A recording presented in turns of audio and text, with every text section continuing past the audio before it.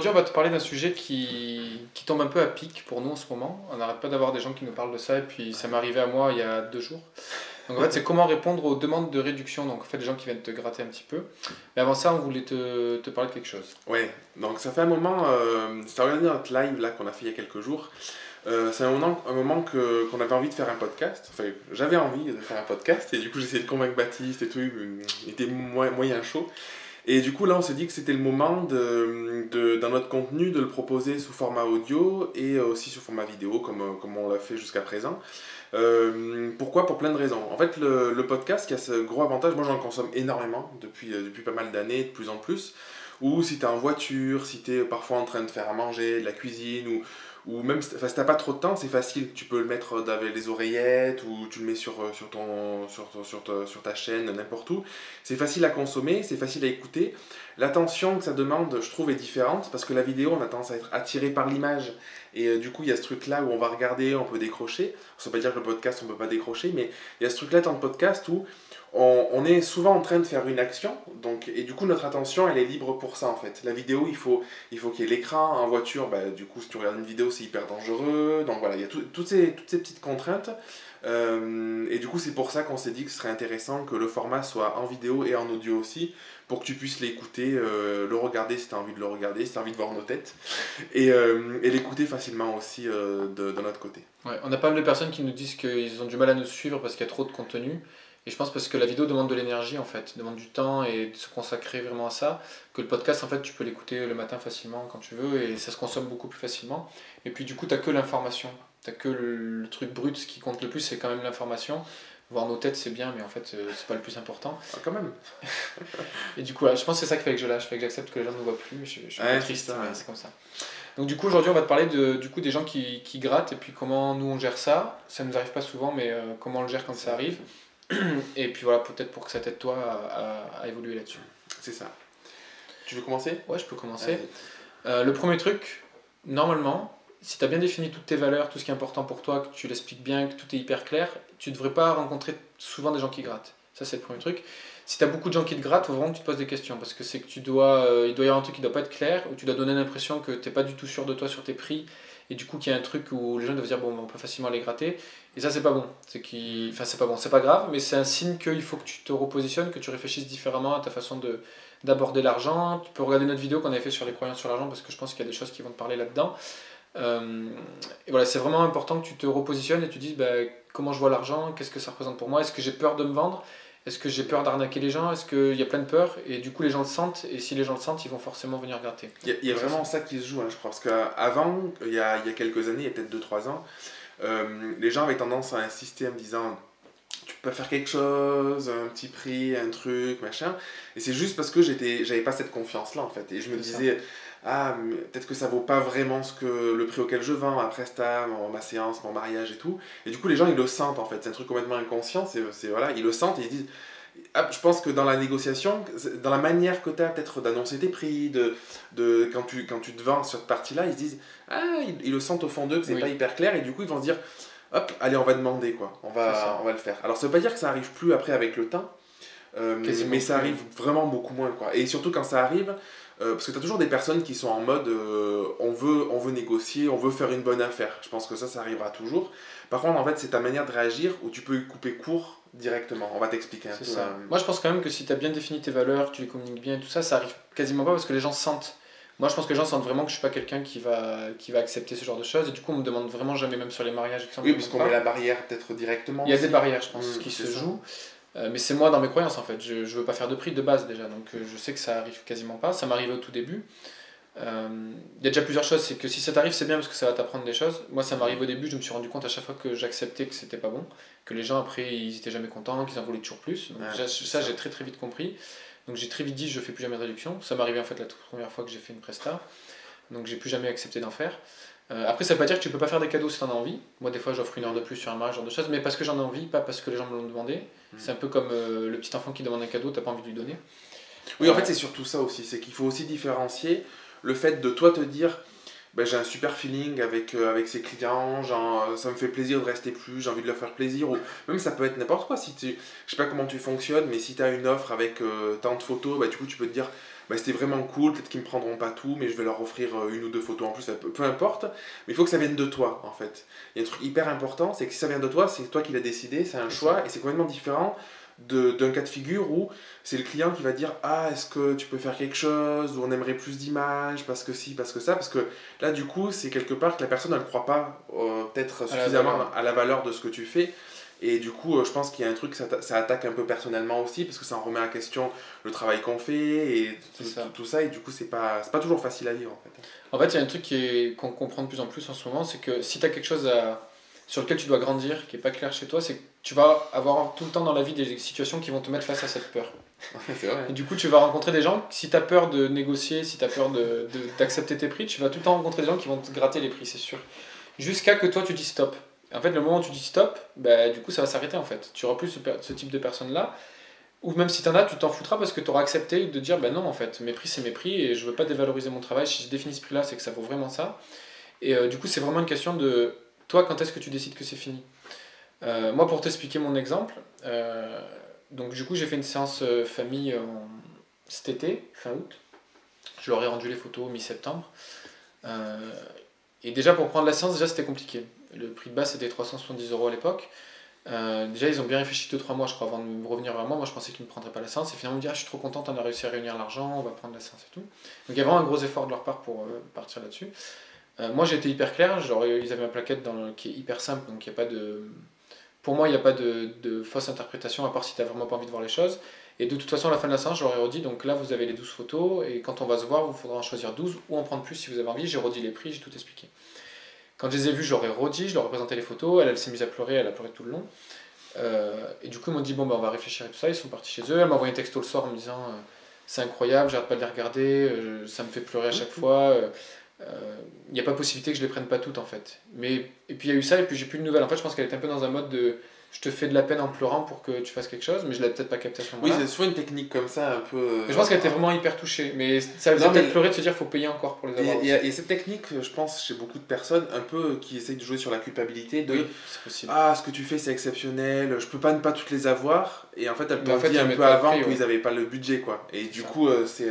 C'est ça. Du coup, je pense qu'il y avait un truc là-dedans. Et moi, ce qui me prouve vraiment qu'en fait, ils avaient très bien compris que je voulais pas faire de prix, c'est qu'ils sont revenus vers moi que maintenant. Donc, c'était il y a 3 mois. Je pense que depuis 3 mois, ils cogitent à se dire comment on fait, comment on peut avoir les photos pour que ça coûte moins cher. Et je pense qu'ils avaient bien senti que je lâcherais pas le truc.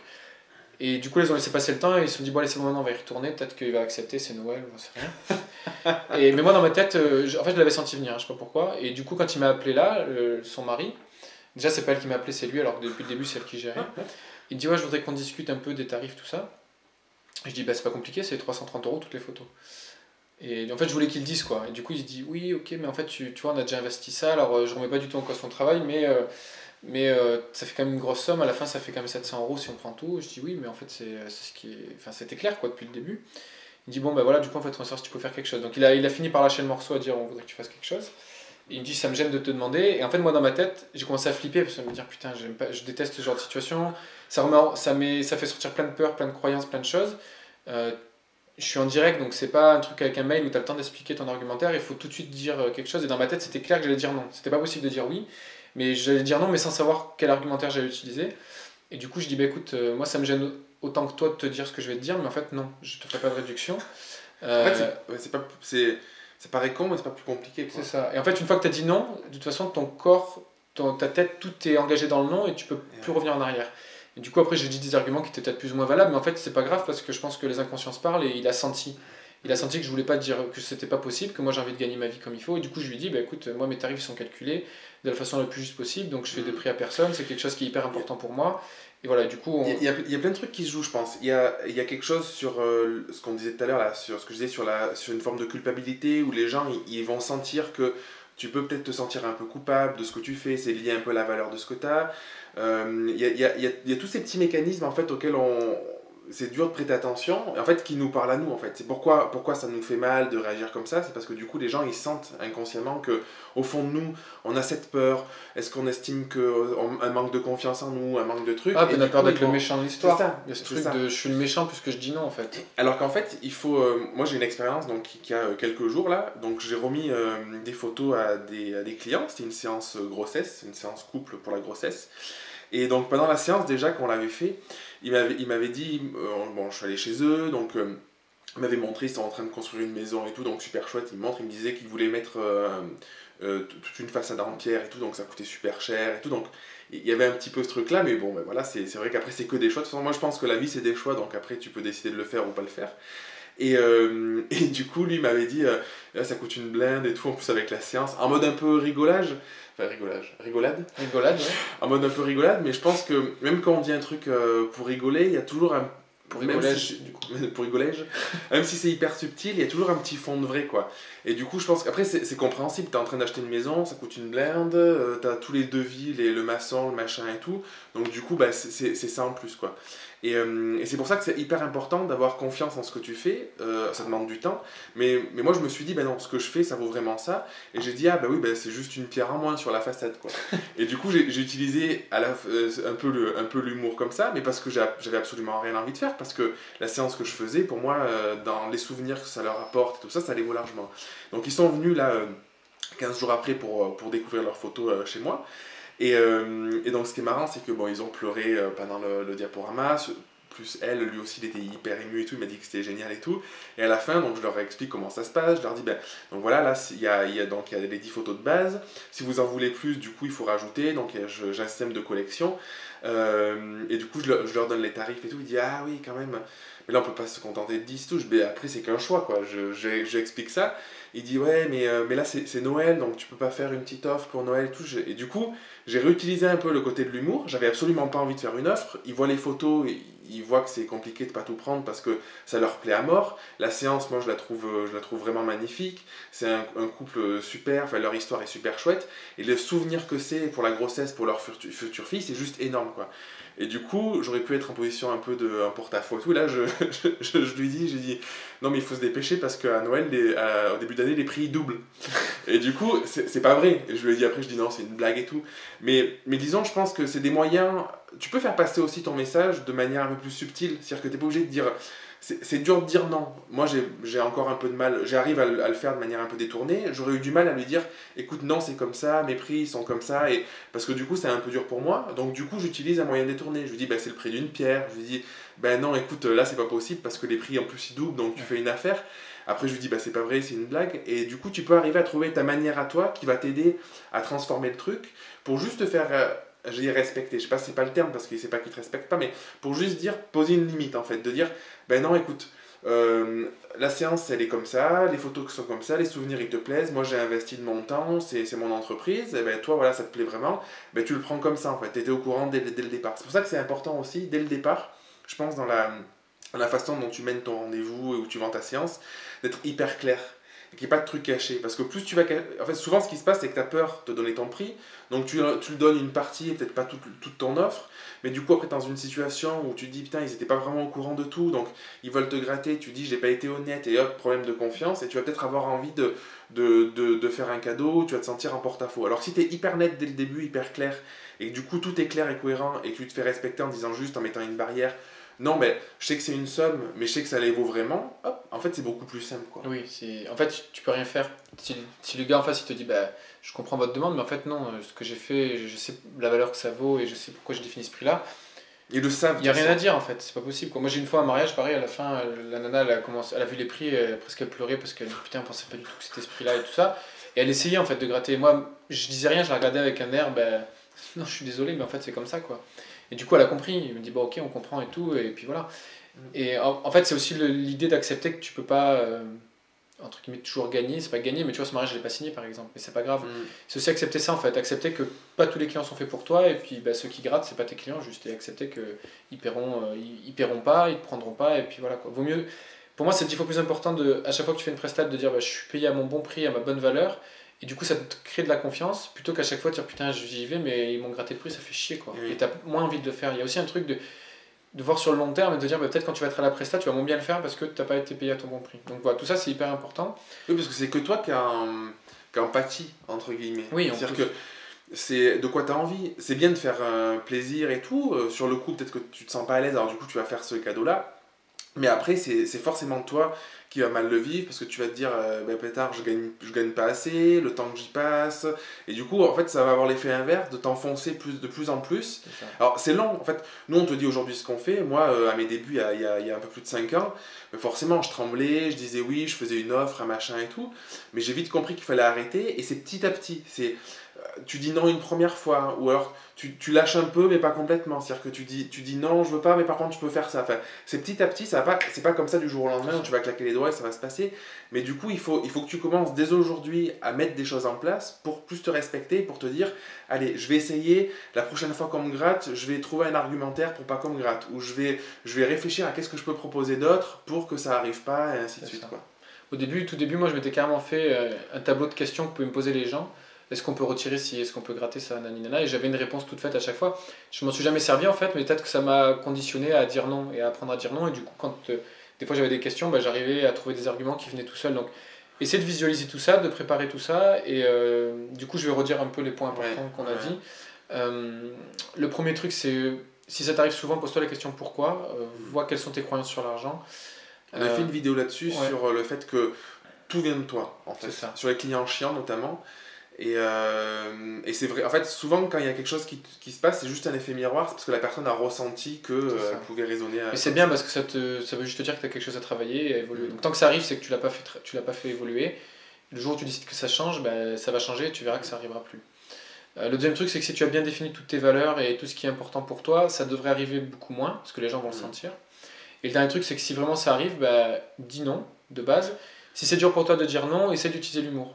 Là, dans la communauté, il y a une personne qui a posté parce que ça lui arrive tout le temps et du coup, elle était vraiment énervée dans son message et elle a écrit c'est pas parce que je rigole fort que je suis un peu forte, que j'ai un peu de surpoids, que je suis le Père Noël. Et j'ai dit mais c'est énorme, écris-leur ça en fait. Écris juste un mail où t'écris ça et c'est de l'humour mais ça veut dire non quoi. Et ce que disait Jérémy, les exemples que donnait Jérémy aussi, c'est hyper bien. Donc voilà, essaye d'utiliser l'humour si c'est difficile pour toi de dire non. Mais dans tous les cas, peu importe comment tu le fais, dis non. Essaye vraiment de te forcer à dire non parce que même si après tu vas bafouiller, que tu vas pas être clair, je te garantis que tu vas raccrocher ou tu vas finir ton truc, tu vas être hyper fier de toi en fait. Putain, j'ai réussi à dire non quoi. Le soir, en rentrant chez toi, le lendemain ou quoi, tu vas dire putain, tu vas te sentir bien en fait. Moi, je le ressens là, dans les premières fois où ça m'est arrivé, c'est hyper violent de dire non à quelqu'un, de dire non, je veux pas te faire ce tarif, non, je veux pas faire de prix. Parce qu'en fait, c'est pas juste un non. Derrière, il y a un truc énorme de ce que je fais, ça vaut ce que ça vaut, j'implique mon temps, mon énergie et tout. Et ça nous a pas appris à dire non toute notre vie. Ouais, c'est ça. Tes parents, si tu leur dis non, ils te disent quand t'es un méchant garçon, une méchante fille, si tu dis non. Donc c'est hyper dur en fait d'apprendre à dire. Dans l'école, c'est pareil. Si tu dis non, t'es quelqu'un qui est pas bien. Enfin, c'est toujours pareil en fait, c'est qu'on t'apprend à pas t'écouter. C'est ça. Donc juste respecte-toi. Si t'as envie de dire non, dis-le. Et tu verras, ça fait un bien fou en fait. C'est juste énorme.